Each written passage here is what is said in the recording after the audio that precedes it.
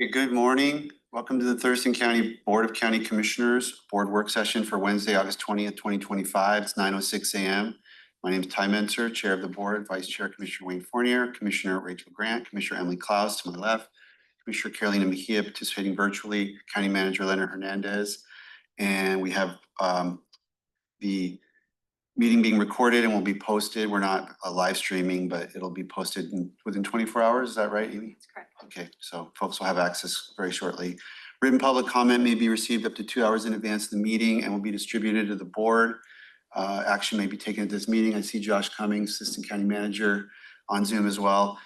First up on this morning's agenda is one of our comp plan review sections. Parks, open space, and recreation/cultural resources. We have Ashley Arai and Derek Day. So I'm gonna pass the baton Yep, to straight to them. Okay, straight to Ashley. Thank you. I also want to note that Xavier Soto is here from our Public Works Department, in case questions come up relating to that. Thank you for the introductions. We are, this is the fifth in a series of 7 briefings for the board on comprehensive plan update. And as Chair Menser referenced, today we're going to talk about our environmental and cultural resources chapters. They are 2 separate chapters in our comprehensive plan. Next slide. Thank you. So looking at the biggest trends for these 2 chapters, as a snapshot in time, we've got about 2,600 acres of parkland here in the county. We touched on that last week when we were reviewing our Conservation Futures program. That's great. Madam Clerk, can you move that bar? I'd like to read that. Thank you. Oh, okay. And 56 miles of trails here in the county, with a new one having opened just in the last month. We've got over 128 miles of marine shoreline, and a recent tree canopy assessment that we completed shows that we've got 61% tree canopy coverage countywide. About 8% of our rural unincorporated county is located within a 100-year floodplain. And as you're probably aware, we are rich with cultural resources. We've got about 1,300 resources across all the jurisdictions in the county, with many of them being historic buildings located within the cities or UGAs or smaller rural communities. We do expect to see some major impacts to the environment and cultural resources over the next 20 years. We'll be digging into that a little bit more in the climate chapter, but know that, the climate chapter doesn't just exist in one place within the comp plan. It's going to be touching a lot of the other chapters in the comp plan.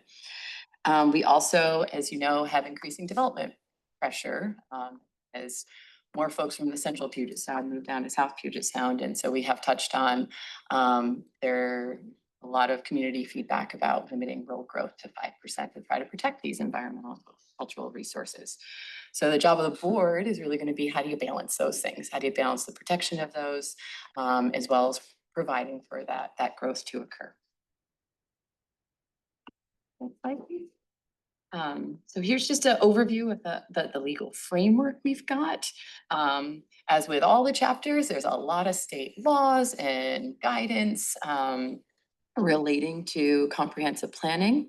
But just so you're aware, when we talk about environmental resources, what we are responsible for as a county are protecting things like our wetlands, our groundwater, wildlife, lands for recreation, cultural resources. We also are responsible for limiting development in areas prone to natural hazards. So you can think of, our areas with steep slopes, or any type of flood zones. And as we look into the future, areas that may become more susceptible to wildfire, like, we just saw right outside of Rainier last week, as well as sea level rise. So all of those things are captured in policy language in this chapter, setting us up to do additional analysis and to adopt development codes to implement that.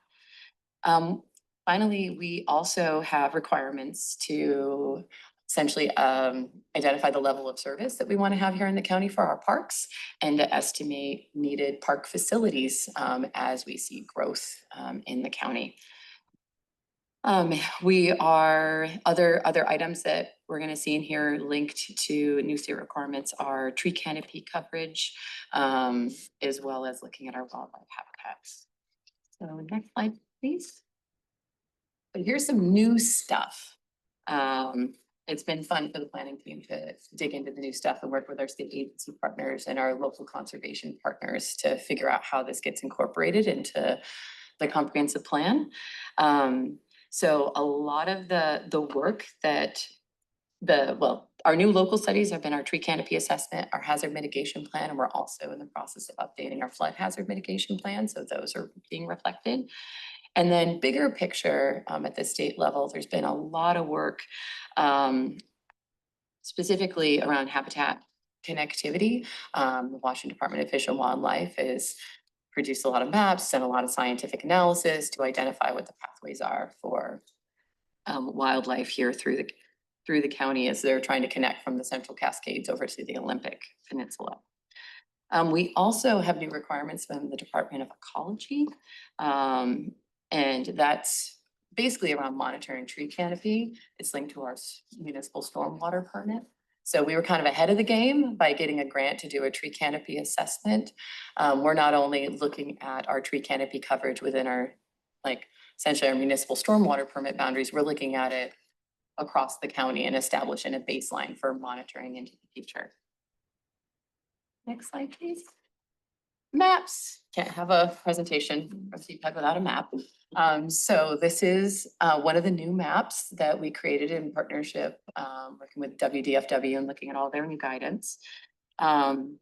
So this map shows essentially like all the areas that are already protected in the county, either through our codes or through our conservation efforts. So we've got our critical areas, our public lands, and our shoreline areas, and sort of highlighting where we already do a great job of connecting our habitat corridors, and also where there are gaps. And the reason this is important is how do you prioritize the use of county conservation programs like Conservation Futures, and also work with your conservation partners to prioritize land acquisitions, to try to sort of fill in those gaps over time. Next slide. So hold on, can we go back? Yeah. So what is that? I mean, it's titled habitat corridors, but the map's just showing all the different, so what am I, relative to habitat corridors, what am I looking for up there? You'll have to forgive me. I broke my glasses. I only have prescription sunglasses, so. Cool. I knew this was gonna happen. You were gonna ask me to look at something. It's, Very stylish. yeah, there you go. Essentially, it's really trying to just show the areas that already are being used by our wildlife, that are already being protected for our wildlife, and then trying to find, if you don't mind, I can stand up, but you've got these big swaths, of course. And you can see they're all publicly owned. And then you have these small gaps, like here's a gap between public ownership and protections that we already have in place for critical areas.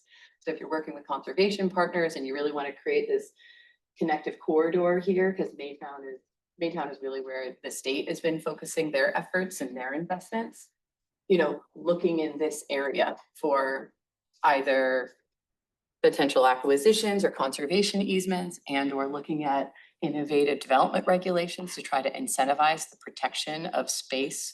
I don't know if you have anything to add about what the Planning Commission talked about for tools. As far, I'm not sure as far as tools, but I just will say that this is a place where we actually have had quite a bit of public comment.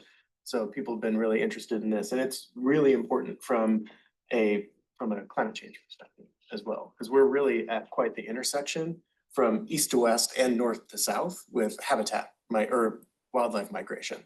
So we're a pretty important piece of the puzzle for species to be able to migrate as the climate changes. Yeah, and what our Planning Commission has been able to discuss is what is the role that the county plays in this conversation? Like we're not going to be able to build a wildlife overpass over I-5 like they have out on I-90. But what are the things that fall within our purview that we can do to support those efforts? And I think what we've been able to accomplish during the comp plan update is really just those partnerships and lines of communication. Like we actually had representatives from WDFW, and was it Northwest Conservation? Conservation Northwest. Conservation, actually come and present to the Planning Commission and just be available to provide additional information. So I think it's just building those bridges so that we can be more effective in the future. Any other questions about the map? Next slide, please. Oh, thank you. So the themes then from public comment, we continue to hear the importance of water conservation and developing policies and programs to conserve water in our rural areas. We set goals for protecting tree canopy based on the data that we were able to collect recently. Of course, we've heard from folks on the importance of protecting wildlife habitat and important wildlife corridors throughout the county. And requiring additional site investigations for development to protect cultural resources. There's already quite a bit in place. And so just making sure that we're taking advantage of all of those process pieces when you actually see a proposal comes for a new housing development or whatnot. So as we've been presenting in the other work sessions, what is Thurston County doing to lead the way that may look different from what other counties are doing? We did incorporate a lot of new work into our environment chapter. As we've mentioned, the biggest changes really focus around those wildlife corridors, water conservation and tree canopy protection. They're essentially brand new sections in this chapter. And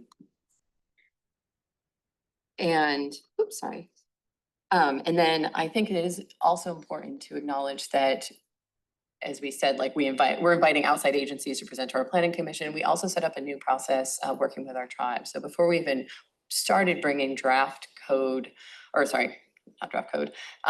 plan chapters to our planning commission, we kicked off a collaborative process working with the tribes where we set up monthly meetings.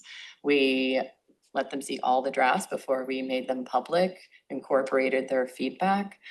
So really creating early and often touch points with some of our most important government partners to ensure the collective voices of the tribes are reflected in the comp plan. So a lot of the work that you see around, especially the water conservation, has been driven by those collaborative discussions. So there really aren't any major policy decisions other than remembering that there's a balance there. So as you're thinking about the major policy decision that we talked about with the 5% rural growth, going hand in hand with that is sort of a recognition of like why would the board pursue a 5% rural growth? Well, a lot of that is sort of housed in this chapter. And then finally, we're gonna come back next week. It was 5% was only like 5,000 houses, right? Was the yeah, estimate? is that correct? And it was like 11 or 12,000 for the, That sounds correct. I am always wary of doing on the fly math, yeah. so. We can confirm that with you Yeah, and Because send it's you not very, even 10% was not very many homes. Yeah, we can get the specific numbers on the 12%, which is what's been assumed in I'd be curious, like, are there estimates on how many like homes we need built in the county? You know, we have a declared housing crisis. we do have that. Yep, so as part of this work, new state law required the region to do the land capacity analysis and a full-on housing allocation. What we By income stratum. too, by for the income first stratum. meeting. And so what Those that numbers are all it looks like for the county is that the housing needs can be accommodated in the cities and UGAs if the county were to pursue strategies or a pathway around that 5% rural growth. But we can get happy to share all of that. Those are all. And that would be included in the comp plan language, like what the estimates are for need and then what we're doing to help accommodate that. So the housing chapter does include those, and there's a little bit of it in the land use chapter as well, because that's where you have sort of those bigger population numbers. But yeah, happy to share, because there is a lot there to dig into. Yeah.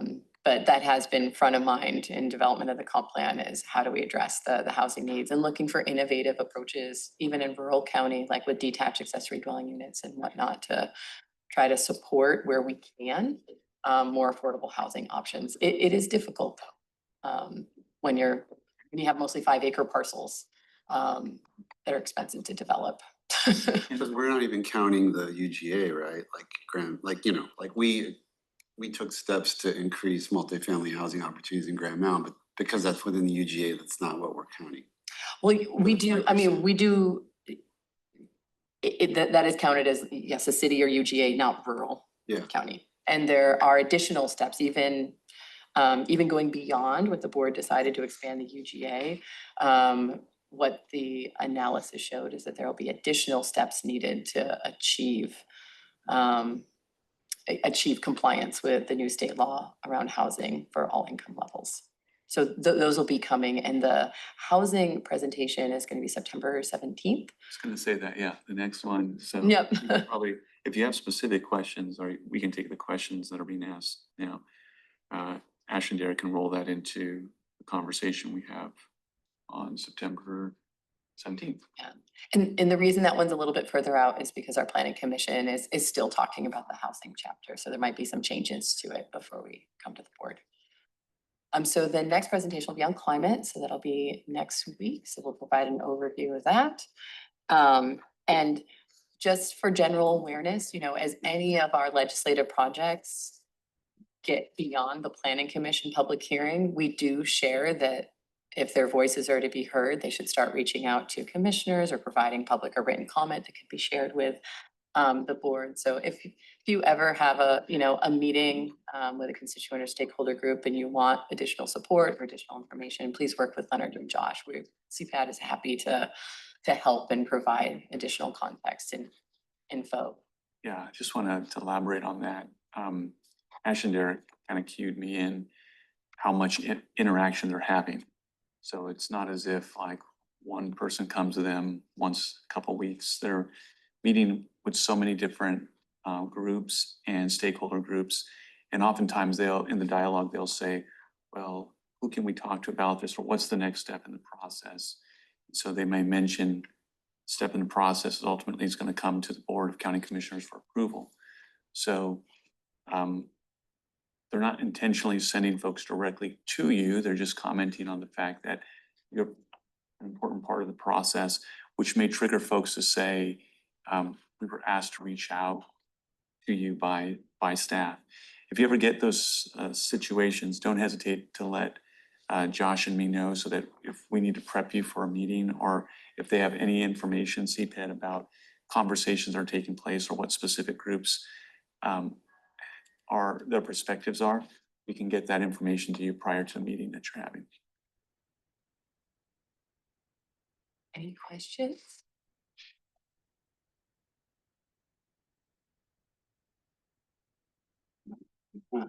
Oh, I do. Let me look at my own notes. So, though, are you guys, given what you're saying about Thurston County leading the way, new policies to protect wildlife habitat corridors, are you guys involved in that Wild Links conference that's coming? They did it last year and they're having it again October 1st and 2nd. I'm just curious because I went to a little piece of it last year, and it's like I'll be going to it this year. It's at Great Wolf Lodge. We So can I don't look know. at that. It may be interesting to either to have somebody look at the agenda and see if there's something that might be useful. It seemed, like I said, I only got to see a couple sessions because of my schedule, but it seemed pretty useful last year, especially since we're working on this right now. Yeah, I think so too. Okay, that's it, and thank you. See Thank guys you back for this next opportunity. week.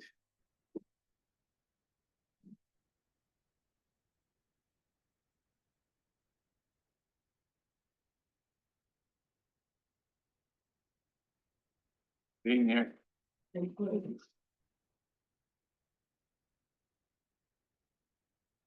right, so Maria. Morning. County manager, we'll be able to find you if we need you. Just shoot up the bat signal. Okay, sounds good, thank you.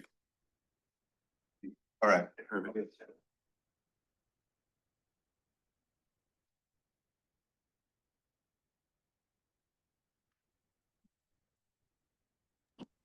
I'll be there shortly, Chair. Okay, Commissioner Grant is out for a set, so it's here. We'll get going.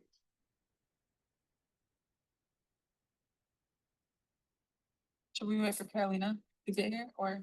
Do you want us to wait, Carolina? Are you that close? No, like go ahead and start. I'll just pop in. Thank Okay. you. All right. So next up is executive session pursuant to RCW 4230-110-1G to evaluate qualifications of an applicant for public employment or to review performance of a public employee. 30 minutes will be our initial estimate. We can extend that if needed. It's 9:27. And so board action may follow. Okay, so 9:27 will be an executive session then until 9:57. And so I need to go. Oh, you're making your I'll announcement. make a little public announcement.